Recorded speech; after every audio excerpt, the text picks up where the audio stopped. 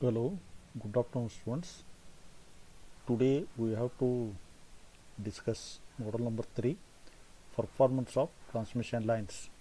So before going to that, some introduction is necessary. What are the transmission line constants and what are the types of transmission lines, and analysis should be for single phase as well as three phase. So with some introduction we have to enter into performance of three phase transmission lines. It is already well known, performance of machine, performance of transformer means it may be voltage regulation or it may be efficiency of the system, efficiency of the transformer or efficiency of the machine. All things are characterized by losses. Sir, we have to understand some important terms, then we have to go for analysis of one by one.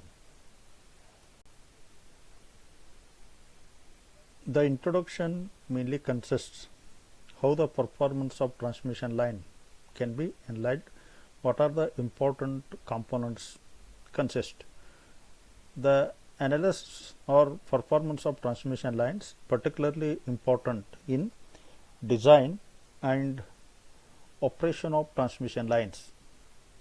Hence, these following things are very important: determination of voltage drop, line loss, and efficiency of transmission. This already we have seen how these three will affect by high voltage of AC transmission lines. So generally the transmission line constants are referred as resistance, inductance, and capacitance of the transmission line and conductance of the transmission line. These all four quantities are expressed in per unit length or per kilometer length. This is known as parameters are distributed, line constants are distributed over entire line per unit length. The voltage drop depends on the values of line constants, that may be impedance or inductive reactance. How much the voltage drop, that depends upon magnitude of current, and by knowing the inductance value it is possible to calculate inductive drop XL, later on impedance. Similarly, the power loss may be calculated by the magnitude of current and resistance of the line, that is I square R. These are very introduction points. So this is, see, one example. Resistance and inductance are shown in figure number 1. These line constants are distributed throughout the entire line. So ES, where ES is known as sending end voltage, so that may be occurs at generating station, where VR, we are transferring the power to VR through the load to the load point. It is called receiving end. So this should be known as receiving end voltage VR. Respective of that, IR is the receiving end current, cos pi R is the receiving end power factor. Similarly, ES is known as sending end voltage, IS is known as sending end current, and cos pi S is the respective power factor. So figure number 2 shows that the transmission line constants are lumped. It may be taken net effective effect, or it is called lumped parameters. The total resistive effect, total inductive effect of the whole length of transmission line, later on it is going to total impedance of the system. So this is called equivalent circuit with the lumped parameters. And sometime we have to take capacitance between two lines is also available. That is also we have to take into consider. Next slide you have to observe that. In this electrical circuit you can known as a transmission line model with all four constants it is required. So L is inductance per unit length, X equal to 1 you see there L is the length of line where x equal to 1 per unit kilometer. Similarly, R is the resistance of line per unit kilometer. Similarly, G conductance as well as capacitance. All things have been referred as transmission line constants, and in few conditions G may be ignored or C may be ignored depending upon transmission line. So, input of the transmission line means sending end, output of the transmission line means receiving end. Getting that? Load point, receiving end. Respective parameters are there. Remember, what are the transmission line constants? R, L, G, C. Now, classification of transmission line systems, another important concept. So, it may be termed as the length of the transmission line and voltage rating of the transmission line. In general, depending upon length of transmission line, the lines have been classified into short transmission line, medium transmission line and long transmission line. We have to discuss one by one. Short transmission line. The transmission lines which are having 50 km or up to 50 km and voltage rating of less than 20 kV, such transmission lines are referred as short transmission lines.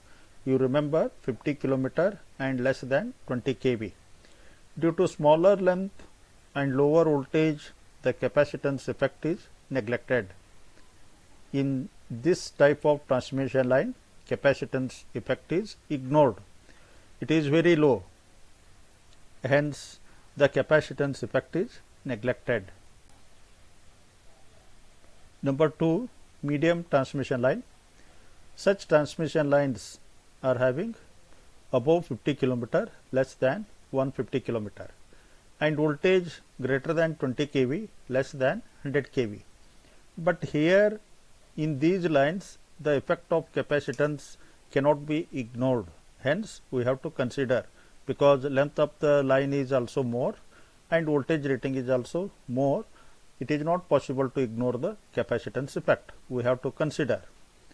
Number 3, long transmission lines. When the length of transmission line still increased, it may be more than 150 km and very high voltage, it is more than 100 kV. Such transmission lines are referred as long transmission lines. In such transmission lines, the line constants are distributed over the length of transmission line. Hence, to calculate the performance of these transmission lines, rigorous methods are employed to analyze the transmission line. So, some important terms we have to define or we have to know. So, when the transmission line is carrying a magnitude of current, there is a voltage drop.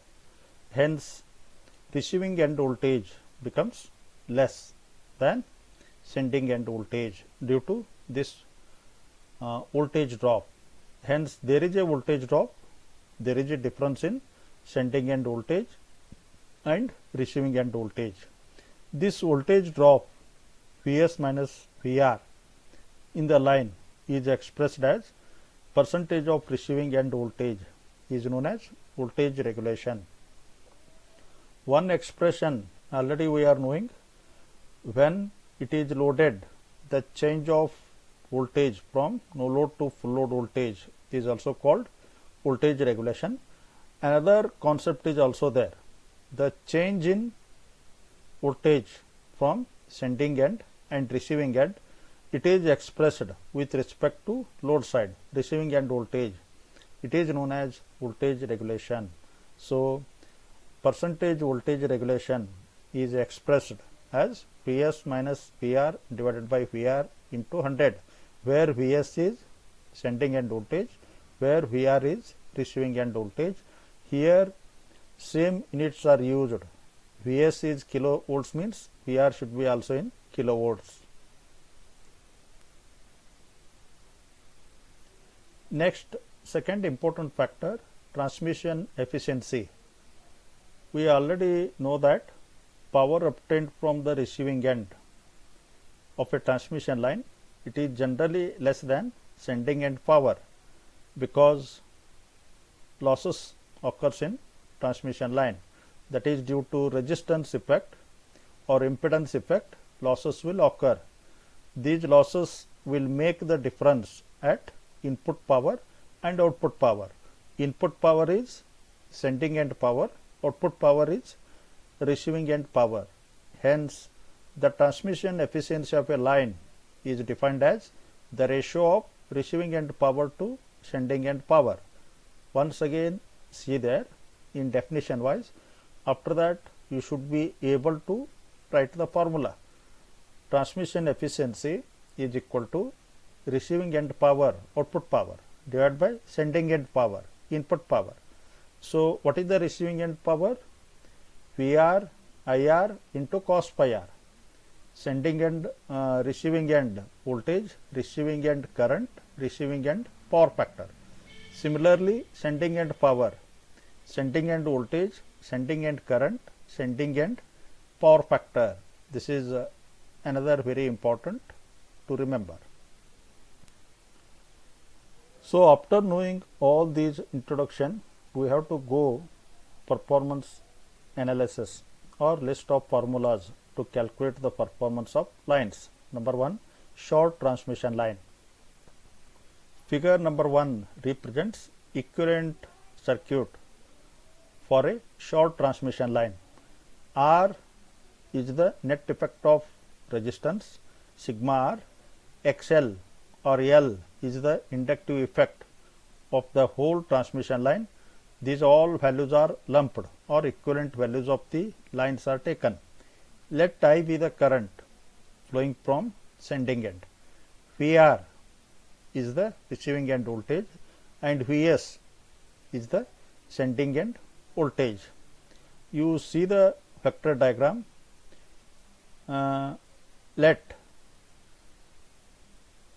load side power factor is lagging.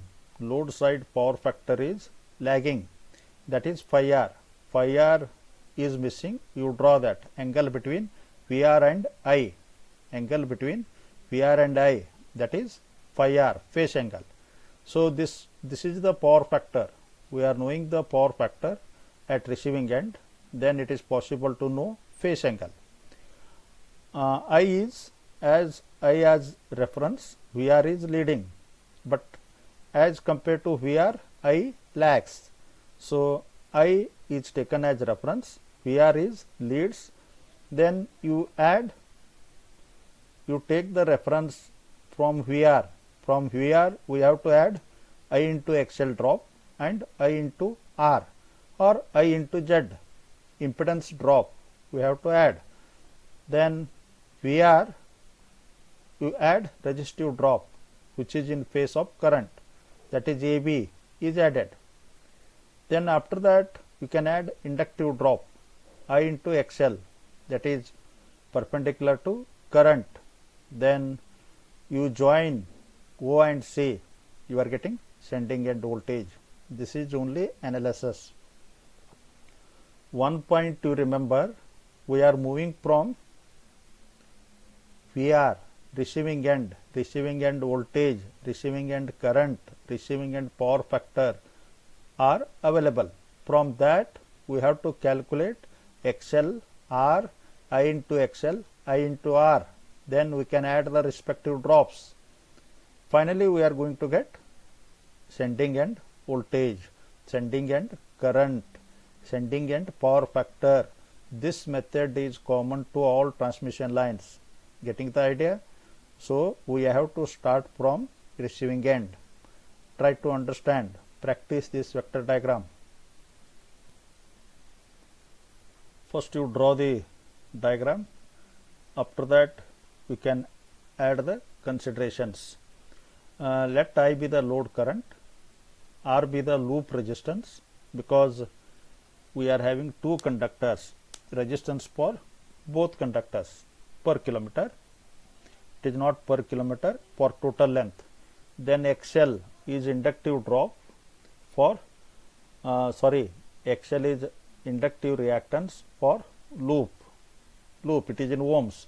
PR, receiving end voltage, cos pi r, receiving end power factor, Vs, sending end voltage, cos pi r is sending end power factor. From the vector diagram, you have to observe there is a right angle triangle. From right angle triangle, OC square equal to OD square plus DC square. But OC, what is the OC?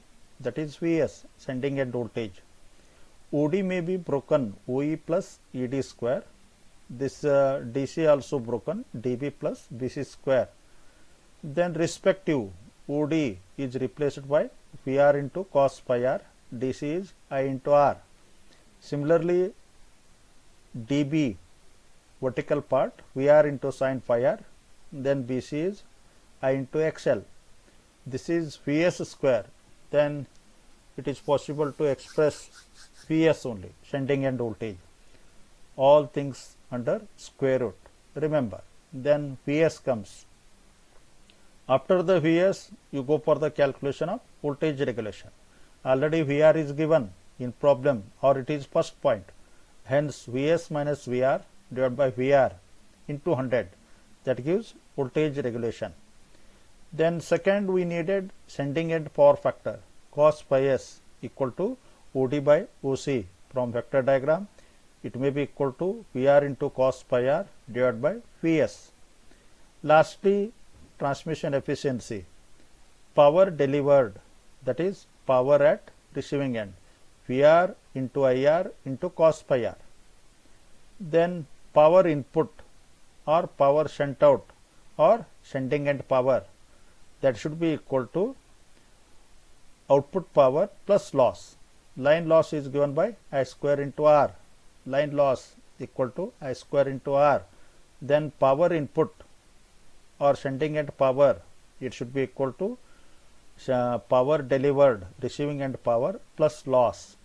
Hence, finally it is possible to frame out transmission efficiency.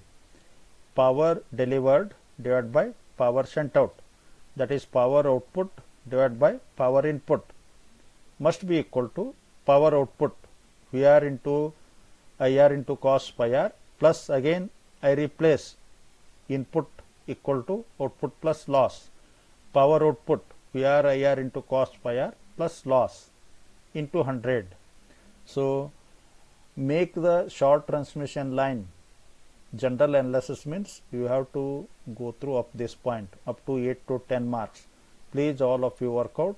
Tomorrow we can see the problems, simple problems on these formulas only. Thank you to one and all.